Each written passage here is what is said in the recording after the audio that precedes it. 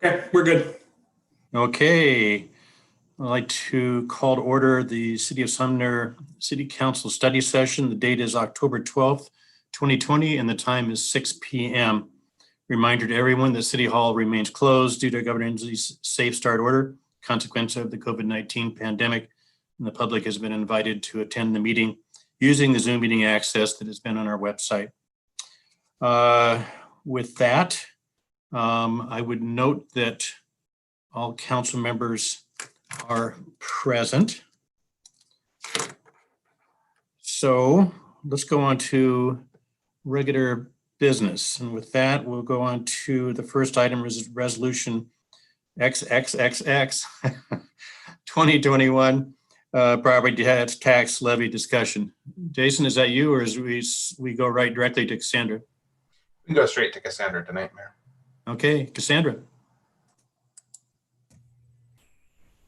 Good evening, everyone. This is our annual discussion on our next year property tax levy. We had a good discussion on Wednesday night with Finance and Personnel Committee. And so we're here tonight to discuss the 2021 property tax levy. I'll jump right in there. Just a quick reminder about our property tax levy. This is our most stable source of revenue into the general fund and makes up about 27% of our general fund revenue. And that's our 2020 number. We generally historically have levied a 1% increase over the prior year's collections, with a couple of exceptions. In 2015, Council authorized an additional increase for our general fund building reserves, sidewalks, and streets. In 2017, Council authorized an increase for general fund operations, as well as in 2017 for tax year 2018 was the beginning of the additional levy for the City Council Strategic Reserve Fund, and we'll discuss that later on in the presentation. As we move through the process for the property tax levy, we have a public hearing scheduled for next Monday, that's October the 19th. That's to give our community a chance to voice really their opinion on next year's property tax assessment. And with the resolution assessing the levy scheduled for November 2nd. The reason we do this is the resolution has to be passed, and then we have to certify our amounts, our levy request, to Pierce County no later than November 30th of this year. When we take a look at our property tax, one thing that I always like to point out is the distribution. This is for our tax year 2020. There are a number of components to the property tax, and the city makes up just about 8% of the overall property tax assessment. You can see I've got the distributions in red, are voter approved. You can see this, the Sumner Bonding Lake School District has about 47% of the overall property tax assessment, and with the fire district coming in about 16%. The remainder is split between the state, the county, the city of Sumner, and some lower junior taxing districts such as the library, flood control, the Port of Tacoma, and then voter approved Sound Transit. One of the things that we need to take into account for tax year 2021 is the implicit price deflator. This is a measure of our economy. It's similar to CPI, and this is set by the Department of Revenue. Under RCW, municipalities with a population over 10,000, if they take the full 1% available on their property tax, will need to adopt a second resolution establishing the substantial need to increase the property tax over the IPD up to 1%. As of the end of August, the IPD is 0.6%. So we had a rather thorough conversation at Finance and Personnel Committee on Wednesday night, really talking about the differences between the IPD and the 1%, and then to come to our proposal that's reflected in our budget document. So for tax year 2021, the proposal is a 1% increase in property tax collections. That's over the 2020 levy, plus the value of new construction and improvements and administrative refunds. Based on our preliminary certification, our proposed levy rate for tax year 2021 would be about $1.10 rounded. The 2020 rate is about $1.12 rounded. And what that looks like is our 2020 levy was $3.9 million. A 1% increase over that amount adds $39,000 to the 2021 levy. Additionally, we have revenue from new construction and improvements of $157,000. This is a big amount. This is an amount larger than what we've seen in the past, and it really is attributable to the new construction that has come online since the prior levy assessment. And then in addition, we have additional revenue from administrative refunds. And what this is whenever a property drops off of the tax roll, either it has converted to a non-taxable use or it's been demolished, then we have the opportunity to re-levy that amount to distribute among the remaining taxpayers. So this gives us a total 2021 levy request of $4.1 million. When we compare that against the 2020 levy, what we like to do is really make sure that we're comparing this to the average single-family residence. And these are the assessed valuation. This is average from numbers from Pierce County. So you can see in 2020, at the assessed valuation and the levy rate, the levy amount for the city portion was $392.76. The proposed levy rate for tax year 2021, again, with Pierce County's estimated assessed valuation, and the levy rate is $412.59. So really what we're proposing is an increase per single family residence of $19.83 a year or $1.65 per month. And the breakout of that in our 2021 budget is $3.4 million to the general fund, and then retaining the $350,000 strategic reserve of the City Council strategic reserve, as well as $330,000.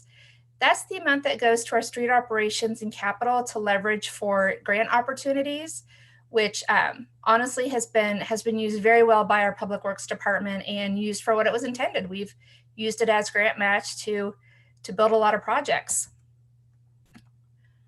What are the remaining calendar? We have this evening's study session, again, a public hearing on October the 19th, and November the 2nd, a council meeting to vote on both the property tax resolution and the resolution of substantial need. And happy to open it up for questions or discussion. Questions, comments, council members?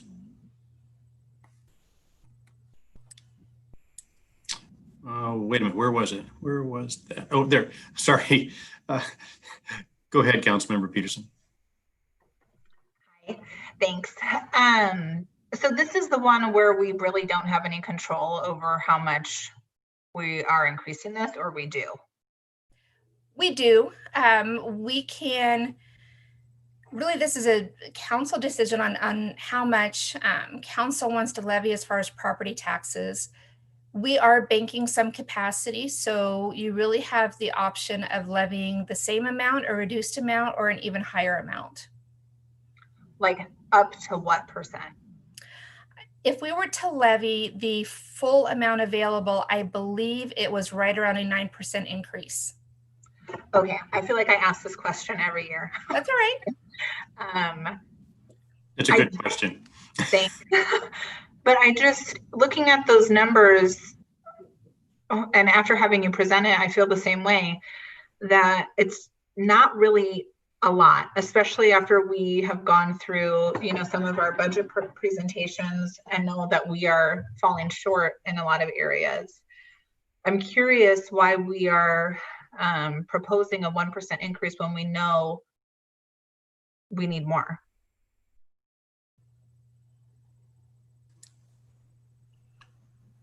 Okay, who's going to tackle that one? I'll tackle it. Go ahead, Jason. Yeah, just a second, Charlotte.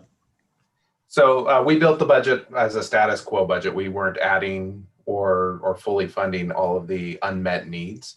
So to get it to be status quo, and we're benefiting from that new construction and improvement money this time, Staff's recommendation was actually go with the IPD. Finance committee felt it'd be better to go with the full 1%, which staff can fully support because it's consistent with what we've done historically.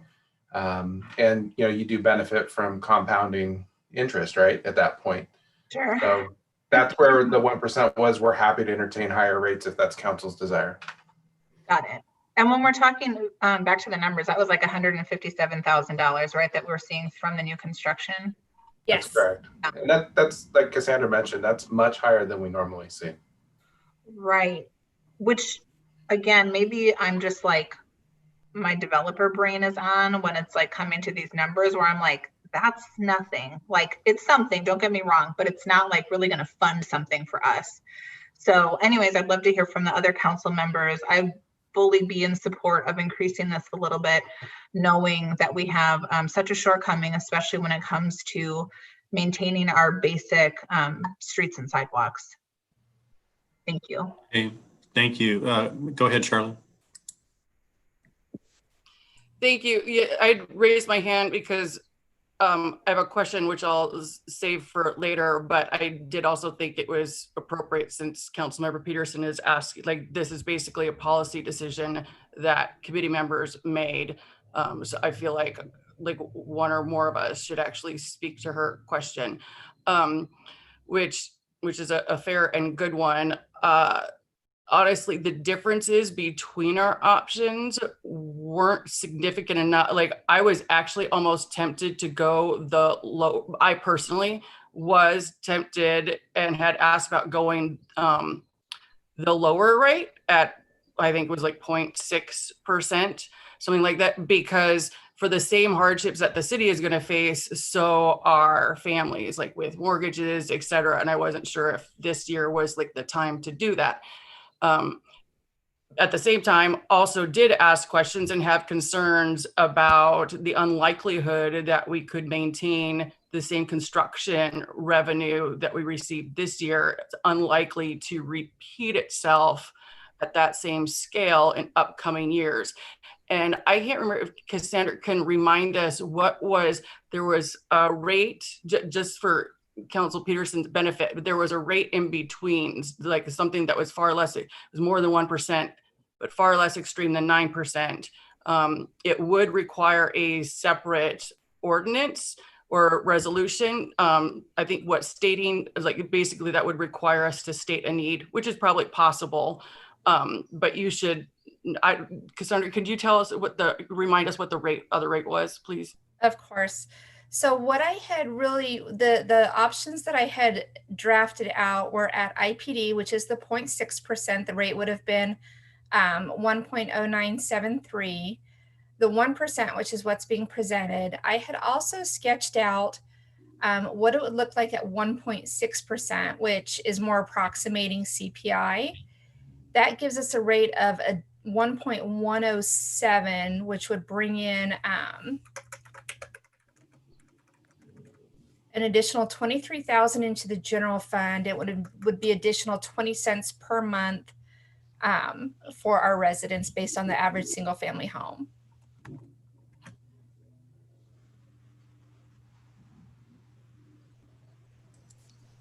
Okay, got your answer, Charlotte? Well, I was trying to answer Councilmember Peterson's question, but my question, separate from that, was just looking for a reminder about what kind of notification goes out before the public hearing. I'm sorry that I forget what that standard is. It's noticed just as all of our public hearings. So the notice goes out via from the clerk's office it's published as a legal notice, and it also goes on our website. So nothing more proactive to reach. In other words, it's more passive outreach. Like, they have to find us rather than we find them. I'm not asking for your interpretation. Like, maybe someone else can clarify that, but I understand that correctly. Like, it's not one that goes in an email or anything. It is sent out to our email list of people that have asked for public notices. Okay. It's also published in our e-news, and it's also on our website, as well as the newspaper. And I think that's all of them. So yeah, we have to stick to the standard public notice Yeah, I just need a umbrella. reminder of what that was. Yeah. That included emails and whatnot. Thank you. Okay, Councilmember Reed. Thank you, Mayor. I just, in response to Councilmember Peterson, a couple of things played into my decision making on it, and I actually may have surprised some people Wednesday, because typically in strong years or flush years, I'm opposed to even the 1%. And this year has been a decent year, certainly not flush, but a decent one. And I was actually in favor of the 1% for a couple of reasons. One is we still don't know the full impact of what COVID's going to hit throughout the next year or two.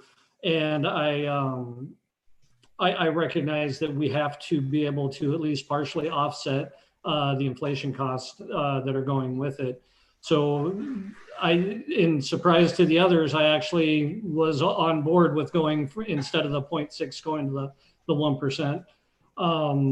My objection to going higher, though, is kind of multiple reasons, but one of them is we don't have anything clearly defined for it, kind of like the council reserve funds. That's money that we're already collecting in additional taxes that do not have a purpose. There's already a stream of money coming in for that we're not using for anything specific, although this budget cycle looks like we're going to have some requests for it. But as far as in general, that tax was raised without any reason, just because we could.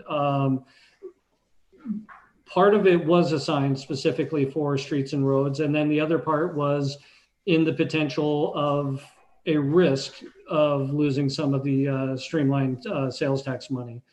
But that didn't happen or hasn't happened as of yet. So that money has just been banking.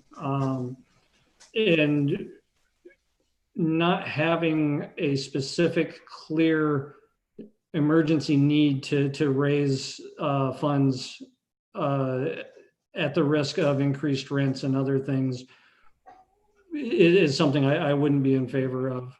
One of the things we did see when we raised that fee last time, I believe it was 2017, the landlords do not absorb it. They push it forward to the renters, and we heard quite a bit about the rents going up. And then it was bombarded next 2 following years with additional statewide and countywide tax increases that continue to raise rent, in 6-month cycles.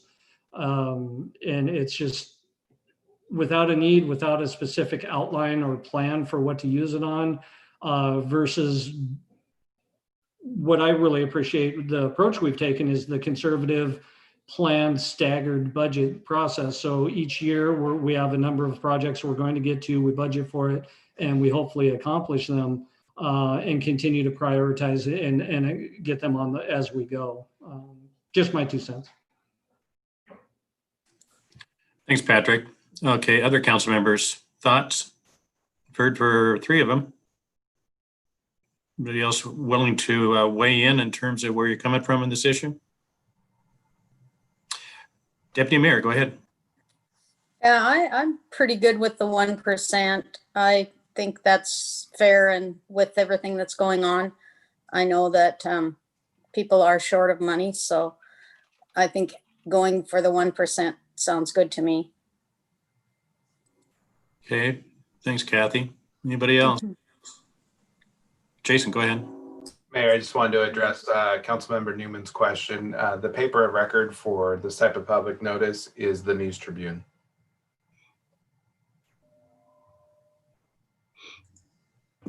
Thank you. Okay. Other council members, thoughts, comments? Councilmember Brown, go ahead. Yeah, I'm in favor of 1% or less. Okay, thank you, Kurt. Okay, go ahead, Barb. Yeah, I mean, I am as well. I just think when you look at the difference in the tax rate, it was like pennies, per 1,000. So it's not a big jump, but we still need to keep ahead of like the expenses the city has. So I was for at least the 1% myself. Okay, thanks, Barb. Sounds like we have a consensus there. It's interesting because, I mean, this has always been an issue ever since you had the 1% initiative, and where you had the ongoing struggle between cost of living increases and costs that were faced along with our ability to raise money kept at 1%. And that's where we end up with that differential. And that's why when you look at your projections as you go out, that we intersect between the cost of providing services from the city and the available income. And so I have, some empathy of where Councilmember Peterson's coming from, because it's part of the problem. On the other hand, this is some real tough times for a lot of people, for them as well as government in terms of making ends meet. So it seemed to me that the 1% was a reasonable way to go. Although at a certain point, it will catch up, and the council is going to be faced again with that decision of whether to bite the bullet at that point and raise some taxes significantly, or to affect levels of service. So go ahead, Patrick. Thank you, Mayor. I just want to add on there the other danger that I see with tapping into that bank capacity is once you assign it and start collecting it, and you max it out, it's gone. You're done. You don't have a higher level to go to should there be something catastrophic that takes place. We would not have other means to try and raise revenue without then resorting to fees and utilities and other issues. So it's one that once you use up the bank's capacity, you're pretty much done. And to me, the reference I've always used, it's kind of like living on a Mex credit card. Thanks, Patrick. Okay, any other council member comments? Go ahead, Cindy. Yeah, it's back for Cassandra again. What was the cost of living percentage? I believe the most recent CPI was 1.6%, but we also need to look at the IPD, which is the implicit price deflator. It's another measure of how the economy is doing. That was the latest release was from the Department of Revenue, and that was August 27th for 0.60152%. Now, why would there be such a difference between those two? That's a good question. I don't know that I can explain it very well, just because it's not something that I fully, it's an economic measure, and they're measuring different things, and they're measuring different regional areas. So as far as explaining the nuts and bolts of what the differences between the two are, I don't know that I'm the best person to do that. So the other number that you gave the Finance Committee to look at was more similar to the cost of living? It was. So that's the CPI. It's the Consumer Price Index, and that measures the change in the economy. And that's it's a regional number. That's looking at the Seattle, Tacoma, Bremerton area. So that's generally the one, for instance, when we're looking at compensation schedules and we're looking at bargaining agreements, we're using it's defined as, the measure we use is defined as a certain percentage of the Consumer Price Index. Okay, great. Thank you for answering that for me. So Mr. Mayor, I'd say that I'm solid on the 1% that the committee came to and made their decision on. So I'll be ready to vote next time around. Okay, thanks, Cindy. Okay, it looks like there's a consensus for the 1%. So the next time you'll see this is actually at a public hearing at the next regular scheduled council meeting on the 19th. And then you'll go to the November 2nd, in which there'll be a resolution setting that property tax levy. So those will be the next two council meetings that you'll be dealing with this issue. So Mayor, there will actually be two resolutions that evening. There'll be the resolution setting the property tax levy. Got it. Tax year 2021. and then a resolution adopting a substantial need.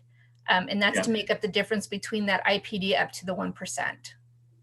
Okay, no, you're right. I remember you saying that it just isn't listed on our advanced agenda yet. So we have to add that to it. Okay, Cassandra, it's amazing when you can pull out implicit price deflator to 4 significant figures off the top of your head. It's truly amazing. A little bit scary, but but also amazing. So this is the first time that Sumner really has had to look at the IPD. In prior years, the last time the IPD was under 1%, our population was under 10,000. So this is the first year that we've had to consider the IPD as a factor in our property tax levy. So I've spent a fair amount of time trying to wrap my head around it. well, good job in explaining it. Thank you very much. Okay. Another discussion. We'll move on to the second item under regular business, and that's the 21-22 preliminary biennial budget review. And I take it that Cassandra has her unmuted herself, so I take it she's going to run with this one too.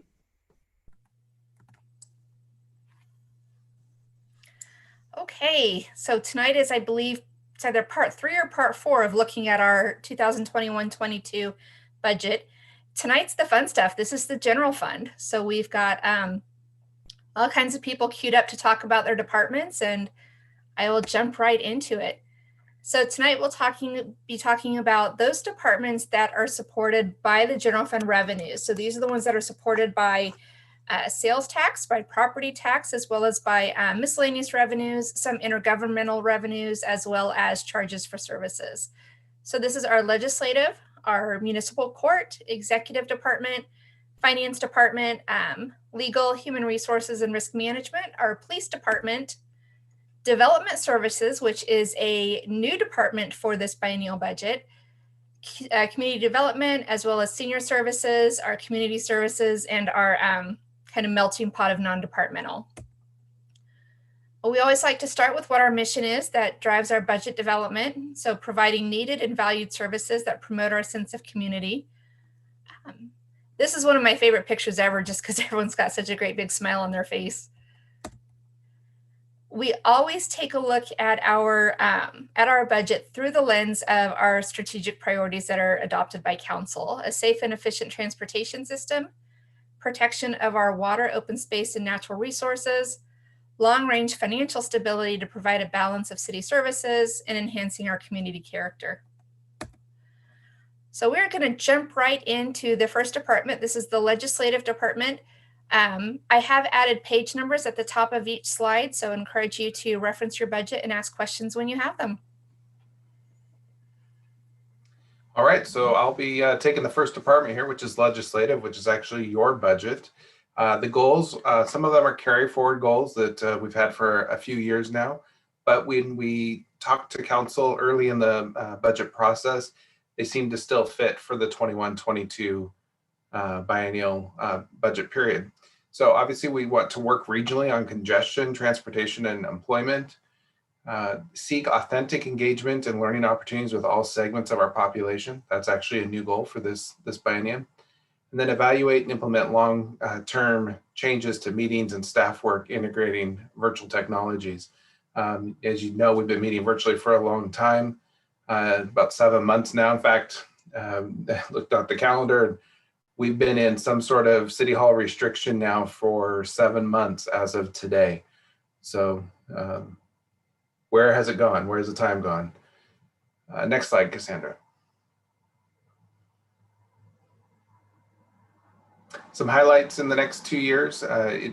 Your budget actually includes money for the lobbyist, or the general fund portion of the lobbyist, which is $36,000 a year, to work on general fund type lobbying, which would include things like streamlined sales tax, any legislation that deals with zoning code changes. Those are the two primary things that the lobbyist has been working on for the general fund. There's also money in the budget for training if council desires to go to an AWC conference or a training like the budget conference in Leavenworth.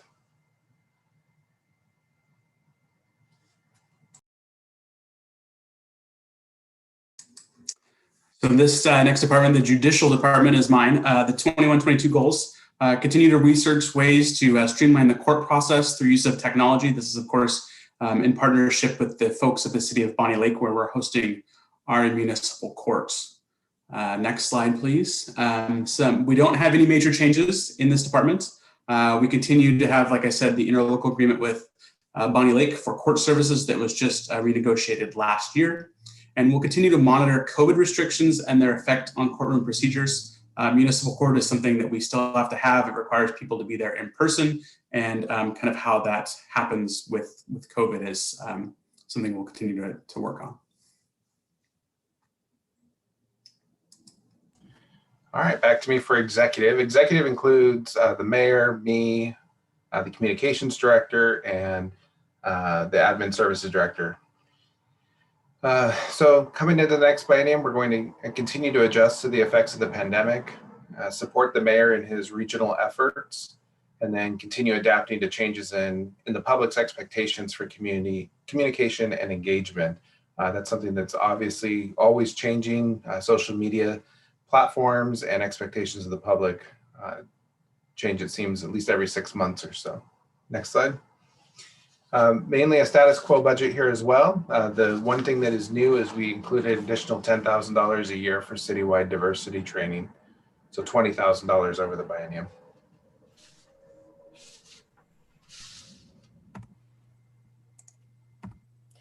So next we have the finance department.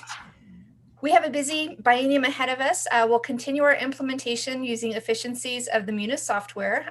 If you recall, we went live with that software in 2019. We still have a couple of modules yet to implement, so we're looking forward to implementing those. We are currently working on payroll, utility billing, capital assets will be the next one that we tackle. We'll continue to maintain and refine our financial model to provide timely and transparent information to council and management.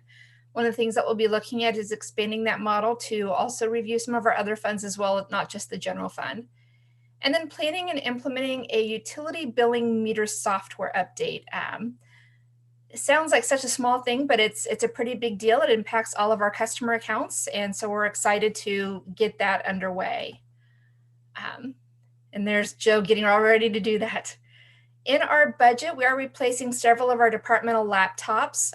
I can't say enough how helpful it has been to have laptops as kind of a city standard. We were able to deploy to a COVID response working from home so much more seamlessly than so many other finance departments I've talked to who didn't have laptops. They didn't have those opportunities.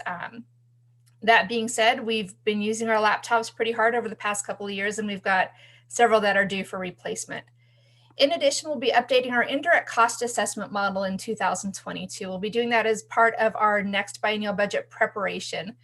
This is the rate model, and we use a consultant to do this that really quantifies how much of the administrative cost of running the city, so executive, legislative, legal, finance, HR, are attributable to the user funds such as water, storm, and sewer, and then charging those user funds for the appropriate, for their portion of administrative services.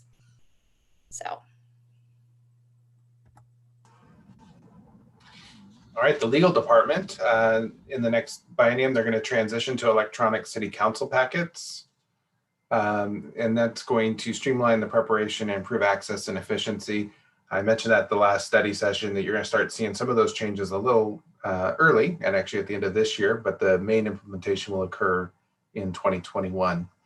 The plan is also to implement electronic court file software to phase out reliance on paper files and documents, something that I know Christy will appreciate, since she's having to, every time we go to court, we have to bring all the files in a file container up to court with us. This will streamline the process for filing, as well as make it easier for the end users and our public defenders.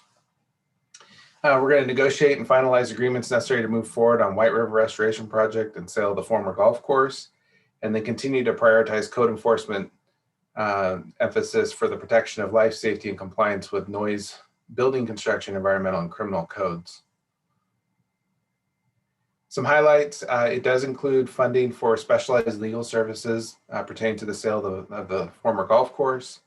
And it includes funding to implement the software to improve efficiencies for council packets, court, and additional public access to records.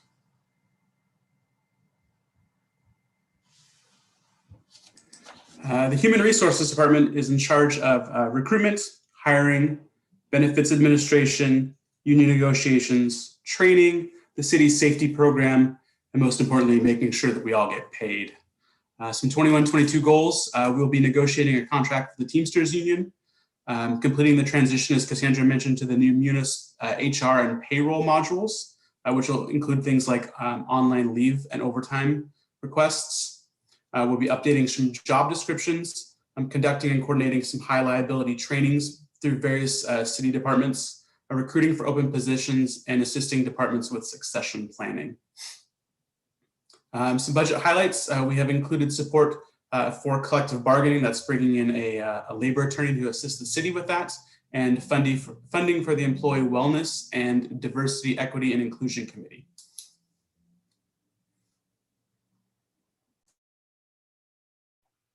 All right, next up is law enforcement. Good evening, everyone. So, hey, Chief, could you're coming through pretty faint, at least on speakers. Is that better? A little bit. Okay, I'll try and speak up. Good evening. So the next budget is for law enforcement. One of the main goals included in this budget is hiring the additional patrol officer that was deferred from 2020 due to the COVID pandemic. We're also wanting to replace the remainder of our firearms, converting to a 9mm platform. During this year, we've been phasing into the 9mm, replacing firearms that we initially purchased back in 2009, 2010 timeframe. So they're coming up on about 10 years of service. And then really to maximize the use of technology for efficiency and safety. And a big goal for us early next year is reaccreditation through WASPIC. Also included in this budget, as Cassandra mentioned, we've got a significant amount of our issued rugged laptops that are up for a 5-year replacement cycle that need to be replaced in the next biennium.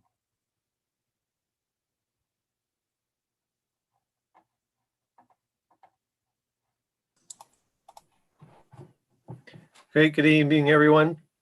As Cassandra said, that this is development services new to the City of Sumner biennial budget.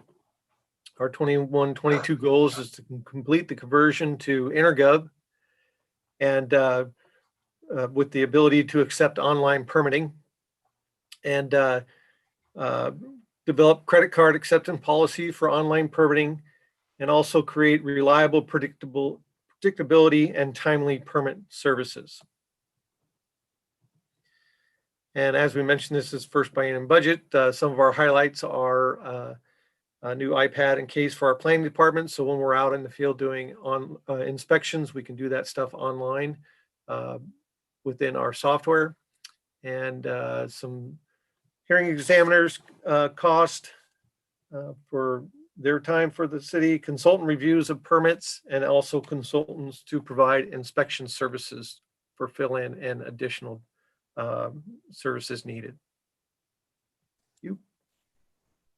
So Doug, basically what you're doing is you're completing the whole permitting process in terms of electronic platform, in terms of being able to do it totally, including, I love the credit cards, because I know being my own permit, it was a little frustrating to write out a check. I hadn't written out one of those things for a while.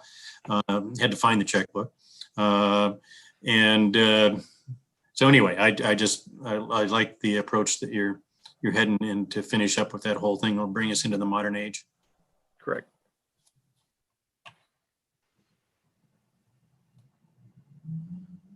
Good evening, Mayor and Council. So I'm covering community development.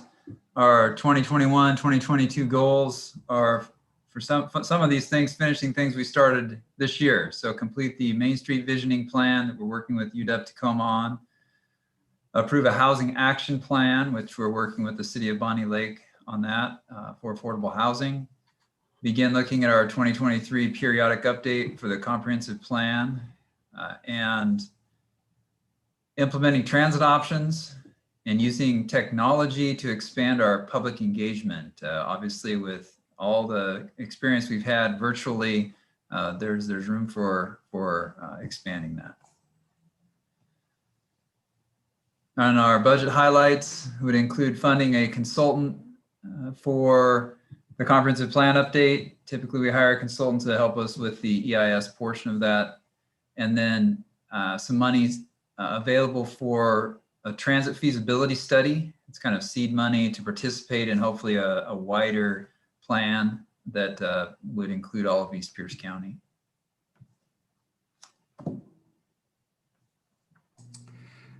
So the Senior Center, their main goal is probably just like all of ours, to get back to normal, to be done with the pandemic, be able to open up the Senior Center and invite people back into the building like we used to.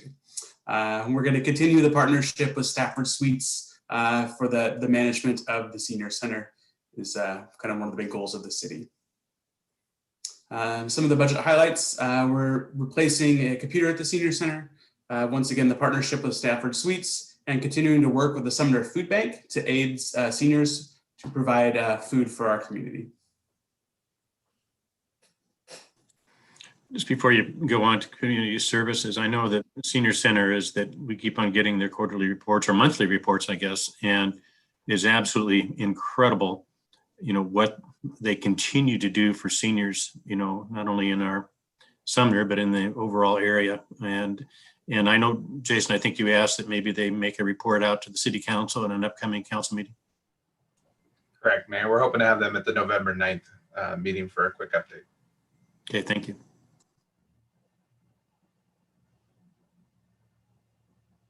Jason, did you want me to cover this part, community services for events?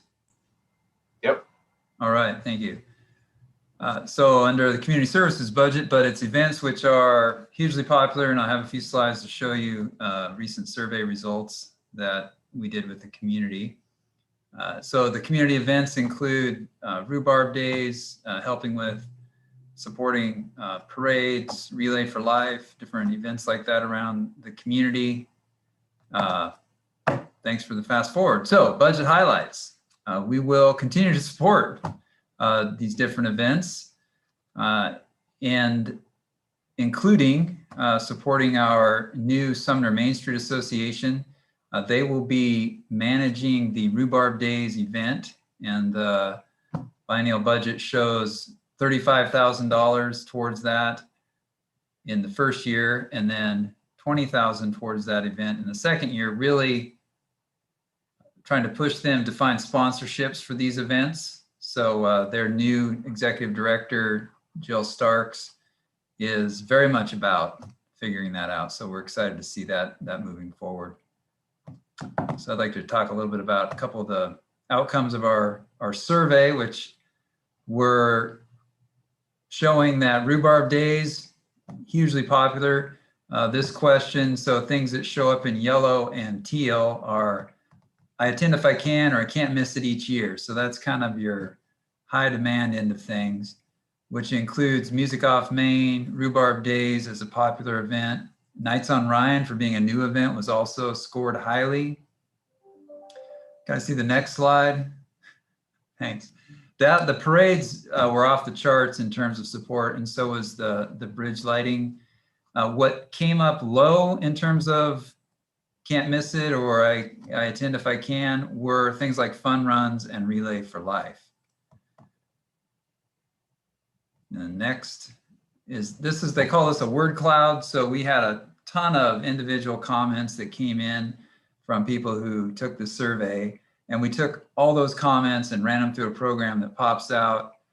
The words in the largest fonts are the ones that were most commonly used in describing people's experience. So you can see parades come up a ton. Rhubarb Days is huge, and even Ryan and Maine. So events.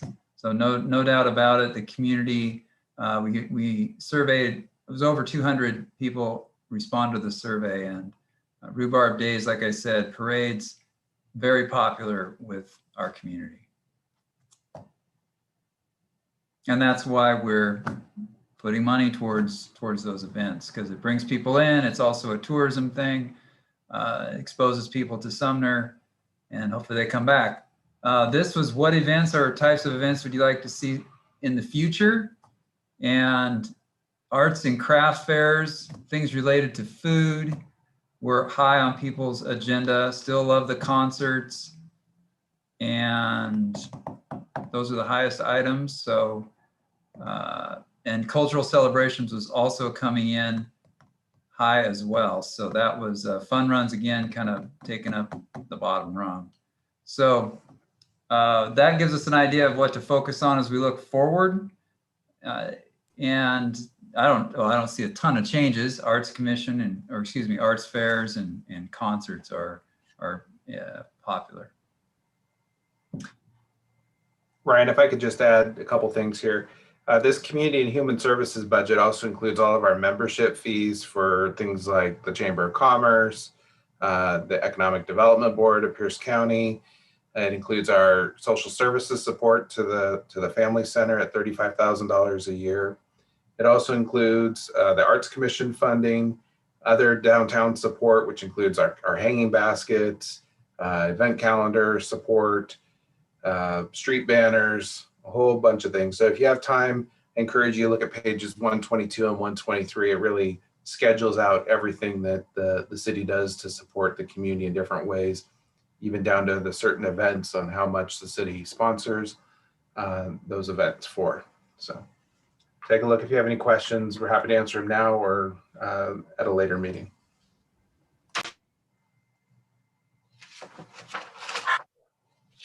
I have a question for Ryan. Go ahead, Cindy.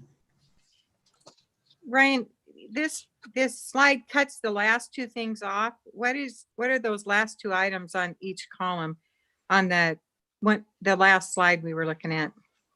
Parades and other. Oh, and other, okay. Parades had 115 responses. Other had like 23 responses. Okay, thank you.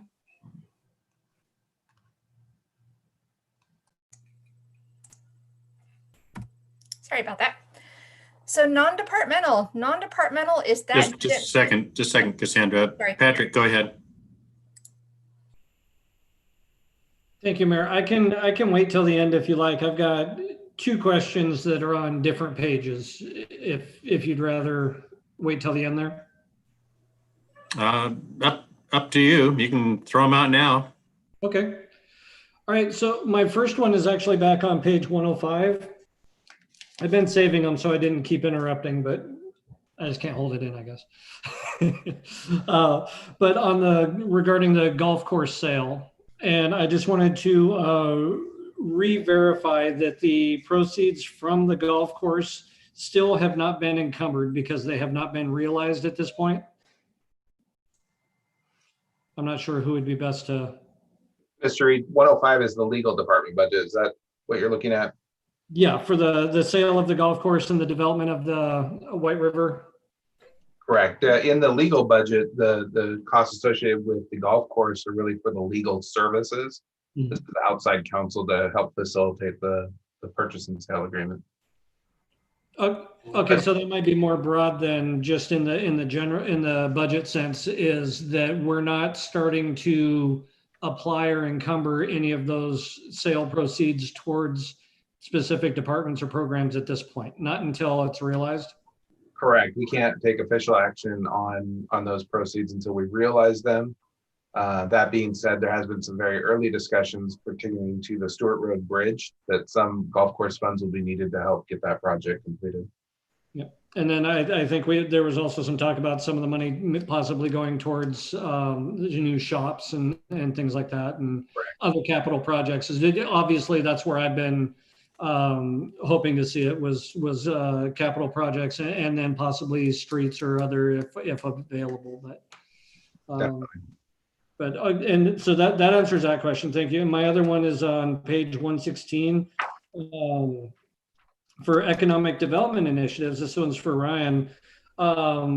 Is there anything into that budget cycle that is specific to recruiting businesses or looking to invite businesses for open spaces and things that we've talked about in the past. I know we've looked at a number of different options, but I don't know, beyond what Shelley did, I don't know that there's a clear path that's been made there.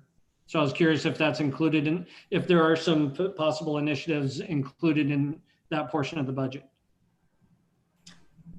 We don't have any economic development initiatives that required budget funding. I mean, other than my normal interactions with our economic development board at Pierce County, we do business recruitment and expansion visits. Of course, we're working closely with the Sumner Main Street Association. And then of course, we've done a ton of stuff lately on the COVID-19 impacts. But no, we didn't put anything in the budget specifically towards recruitment or even regarding economic development. Okay, thank you. And that's something, if I'm not, as things are finalized, I don't know if there's an option or an opportunity for that to be considered.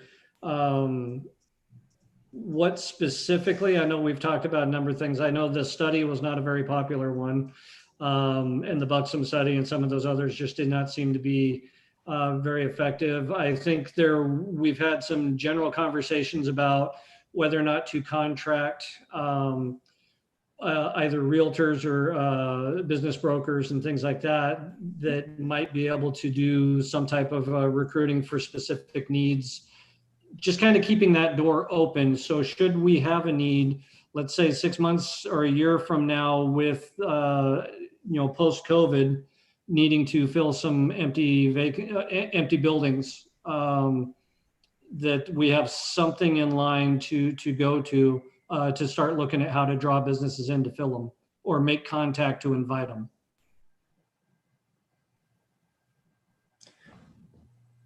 Well, for sure, if it's the council's desire to look in that direction, of course, we can definitely make accommodations there.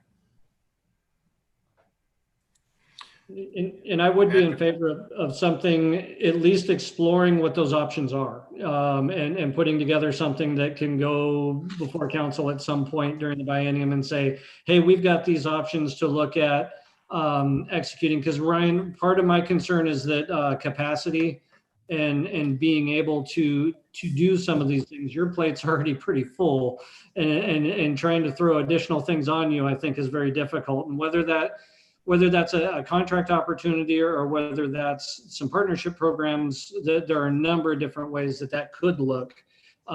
Maybe even just having some options of those to look at would be a start. Yeah, Patrick, and I appreciate your concerns there. I think coming out of the, sort of the post-COVID environment, I think you're probably looking at more of a mid-biennial type of adjustment. And I think the landscape will become a lot clearer then in terms of what opportunities or needs may be out there that you can look at. And then if it's the council's desire is to aid staff somehow, help out Ryan and somehow in terms of addressing that, then I think that's a good time to do it. There's going to be so much change between now and then that it'd be hard to keep up with it. And I agree. And I do like that idea. Maybe that would actually be what my request would be, is between adoption of the biennium and the mid-buy, is having some of those options available of where can we turn to assist that process. And I'm happy to talk about it more throughout the year between now and then as well. Okay, thanks, Patrick. Mayor, if I might address something there.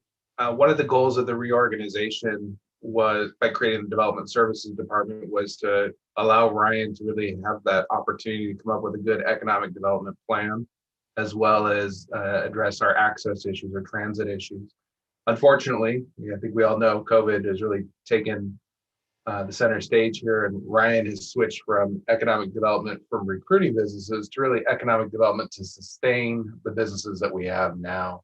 And he's just done a phenomenal job meeting with all of our businesses weekly for a number of months now to help them be more resilient, make sure they have access to resources and things like that. So definitely important, and it's something that we can look at bringing back at the mid-buy. And I appreciate that, and I appreciate the work that Ryan's been doing, and maybe that same type of concept toward the recruitment side when the time's appropriate, of reaching out, meeting with those businesses, and what can we do to bring you here type thing. Okay, thanks, Patrick. Was that it in terms of questions that you had? Okay. Seeing nobody else, go ahead. Who's doing non-departmental? That'd be Cassandra. That would be me. So non-departmental is that department where we take everything that we can't otherwise attribute to a specific department and we throw it in here. So this includes things like our citywide expenses, it's our election costs, as well as some memberships such as our Association of Washington Cities, our Puget Sound Regional Council, our Pierce County Regional Council dues. And this is also where we support other funds and programs through the mechanism of transfers out. Our goal for non-departmental is really to continue to identify that activity that we can allocate to specific programs. The auditor's office would like to see the non-departmental department just go away. So we continually work to that. Some budget highlights for non-departmental will support our cable television PEG fees.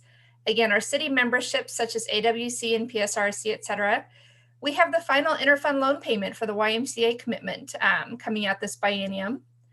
And then the general fund, by way of transfers out, will be supporting our building reserves. That's $100,000 annually.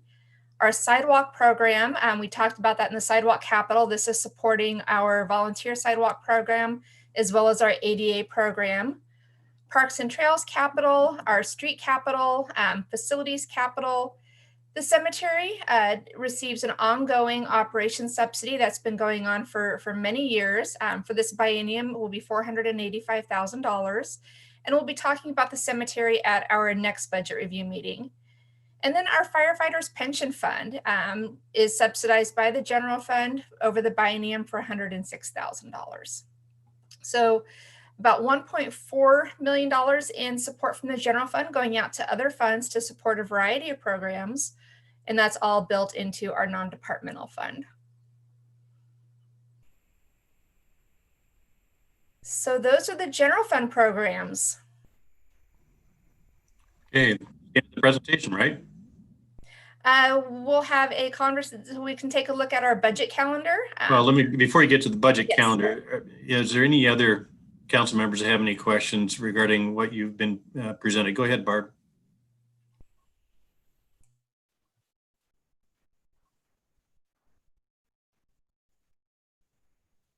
It's there somewhere.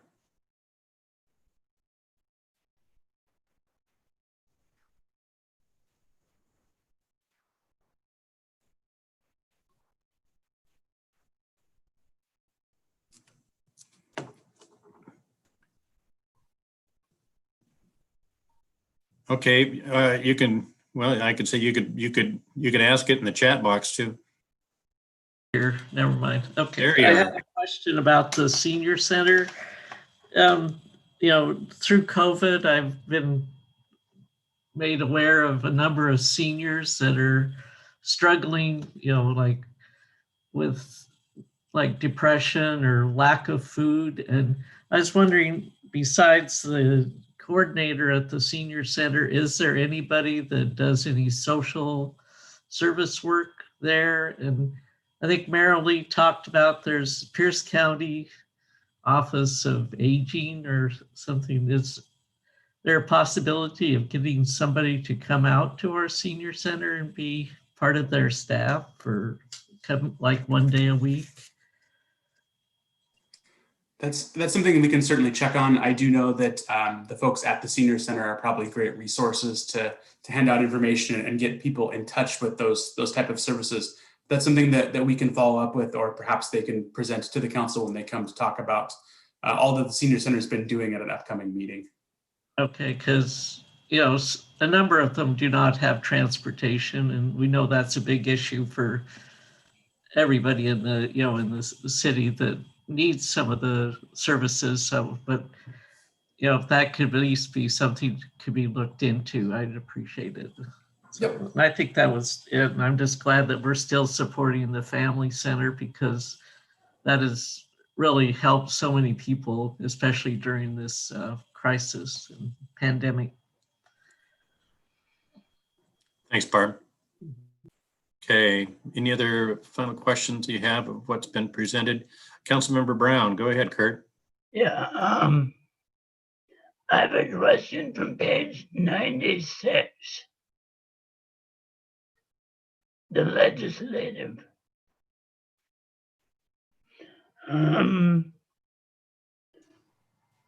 What are personnel benefits? $18,000.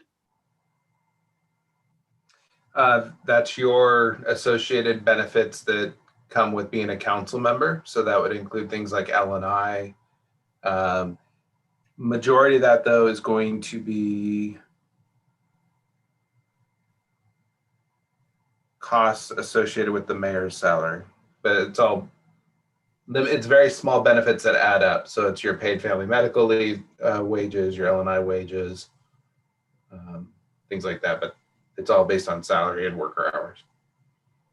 I can get a specific breakdown if you want it, but no, that's fine. I saw the word benefits and I was saying, what benefits? they're very, very limited. They're the kind of benefits that you don't want to have to take advantage of. All right, thanks, that's it. Good question, Kurt. Okay, any other questions about what's been presented before we go on to the rest of the budget calendar? Okay, seeing none. Cassandra, what do we do next? So next Monday, we'll have a public hearing on property tax. The following study session, we'll be reviewing all the other funds that we haven't yet talked about. So this will include our tourism tax fund. So this is our LTAC funding, as well as our internal service fund. So that's our fleet funds, as well as our information technology fund, our animal services fund, and our cemetery fund. We've got a number of smaller funds that we'll spend 2 or 3 minutes on, but that's really going to be the bulk of the conversation. One of the things that I did want to bring up is the following Monday after that is our first public hearing on the budget. We're required to have 2 public hearings. So that October 26th study session is really going to be the last opportunity we have to make changes to the preliminary budget before the public hearing. And where that's important is, as part of the public hearing, I will be stating the dollar amount of the 2021-2022 biennial budget.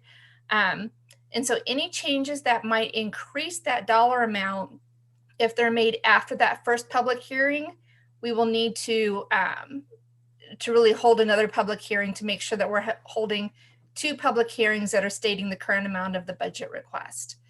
So really, that before that first public hearing on the budget on November 2nd, we'll need to make sure that that number that we're bringing forth to that public hearing for the community is a final number. November 2nd is our property tax resolutions. Again, that's the first resolution will be setting the 2021 property tax levy. The second resolution will be establishing substantial need.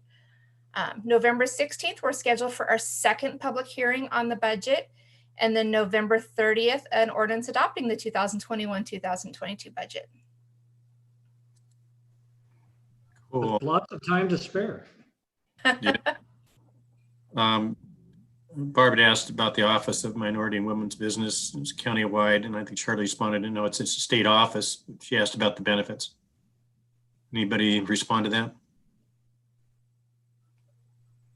It's not one I've been involved in. It's a required. That's what it's looking for. Yeah. Yeah. It is a requirement that we pay into that, correct? Go ahead, Patrick. Just speaking briefly about it, I could help that it's they are the organization that certifies disadvantaged businesses, and that certification is required to qualify for different types of contracting programs. And there's also a requirement that goes out to jurisdictions that a certain percentage of all of their projects must include a minimal requirement that goes with OMWBE. So it's basically a statewide certification program as far as our end of it. Yep. That I Very, very well stated, Patrick. Thank you. Okay. So there you are. There's the rest of the budget calendar and what you're facing. And you heard Cassandra in terms of changes. We get to the study session. That's the last date for changes to the preliminary budget before the public hearing. We don't want to make changes after that. That will cause some major problems and issues. So if you have any stuff, make sure to get them out on the table and discuss by that date. Okay, Jason, anything else? The budget. Nope, nothing else, Mayor. And no report from me tonight either. Oh, dang. I know. Wow. Okay, no report. Agenda setting, calendaring issues, either in terms of city council meetings or committee meetings. Problems, issues. Wow. Just a bunch of no problems. Wow, that's great. Okay. Seeing none, there is no executive session. So the time is 7:06 and we are adjourned. Be safe, everyone.